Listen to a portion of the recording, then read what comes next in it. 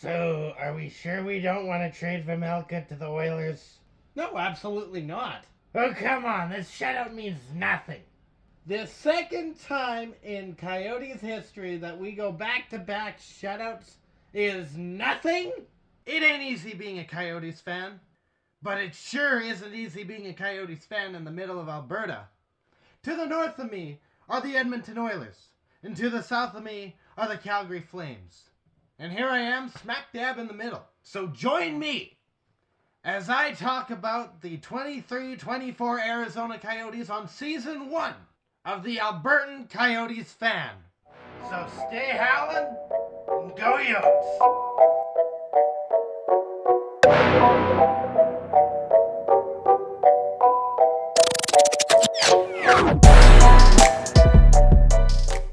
Veggie's back! Yotes win 2-0 against the Buffalo Sabres. And I'm gonna level with you. There's nothing really to talk about in the first period. First period happened, it was defensive hockey. Coyotes looked good, but, it was sloppy. It was sloppy all around. Both teams are on back-to-back games. Both teams played yesterday. But I will say that Dumba actually looked competent in this game, which is good. That's what a player who is in the NHL and who is a veteran should be, is competent. But it was refreshing to see that. So Dumba, keep that going. That was good. Only note I have for the second period, because again, it was very defensively played and there wasn't a whole lot going on, is the goal that was scored on what is essentially, I don't know if I'm allowed to say this, but I'm not making money at this yet, so what the hell. It was a dang it. It was a tender stay in the goal sort of dang it thing. It's the Steve special. It's the Steve special. Hold on. I don't have it here. It's the Steve special. Luukkonen goes out of his net to play the puck, which, goaltenders do that. That's fine. Vejmelka did that in this game. Quite a lot, actually. But Luukkonen didn't see Kerfoot coming up from behind him.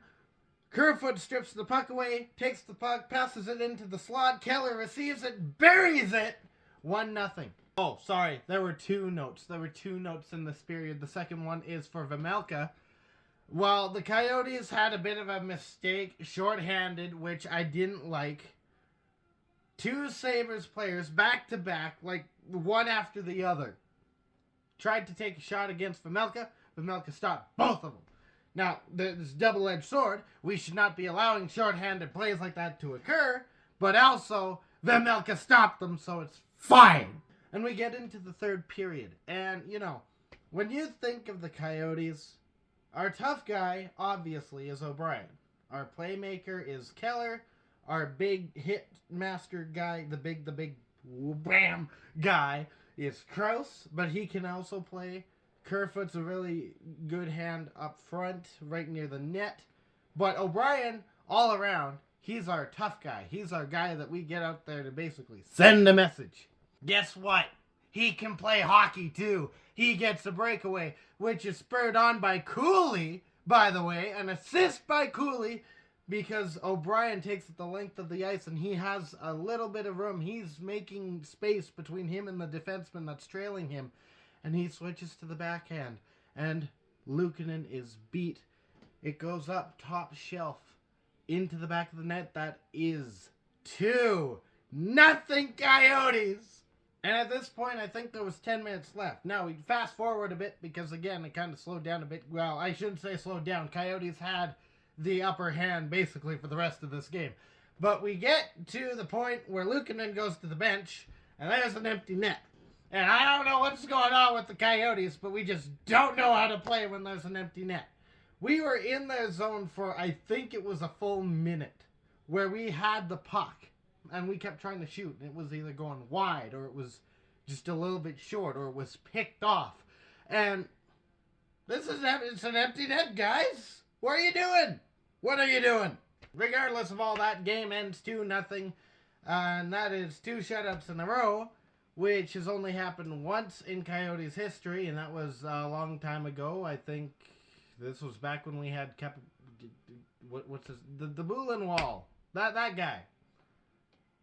I'm not going to try last names. I'm sorry. But one thing I do want to point out, and this is both for the Sabres and for the Coyotes, our shots on net were wide. I think for every shot that was on net, we had 2 that were just going to space. They were going to space. Sign him up with NASA. NASA? NASA. Sign him up with them. Beef with the broadcasters continues in the fact that it just sounded like they were whining about everything. Like, oh, well, the Coyotes are up 2-0. But, oh, they didn't really play that well. Okay, well, we played better than your guys. So, shut up, maybe. But it's just excuse after excuse after excuse as to why the Sabres should be up. They should be up. Okay, well, if we were playing worse than your guys, or it was we were just so sloppy, what was your goaltender doing? And then finally, we get to the point of the title of this video. TROLDING. TROLDING is a new penalty in the NHL. It is when something looks like a trip, but the ref calls it really fast. So instead of it being a trip, it's actually a hold. So we're going to call it TROLDING. Coined by the Buffalo Sabres broadcast, by the way. And I was talking to Tim Peel on Twitter about this, and he mentioned that, yeah, there's times when he's made calls where he looks back at the play and he's like, oh yeah, that probably could have been hooking, but I called it a hold, or something of the sort. I don't think I've seen it done between tripping and hooking, holding, rather. Because they're 2 very distinct plays to make. Like, tripping is like down foot area. Holding is up here. You're holding, like, hold. Consistency? Is that the question here? Is that what we're gonna question? I don't think so, but also, you gotta be consistent a little bit better than that. Like, if they would have called it hooking rather than tripping, like, that would make sense, at least a little bit. You're hooking the skate goes up in the air, and guy goes down on the ground. Like, that one, I can make an argument for it and be like, oh, yeah, whatever, yeah, that's, sure. Holding? Holding. Okay, neat. So, bit of a calm one today.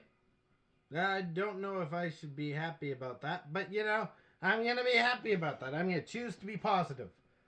For now.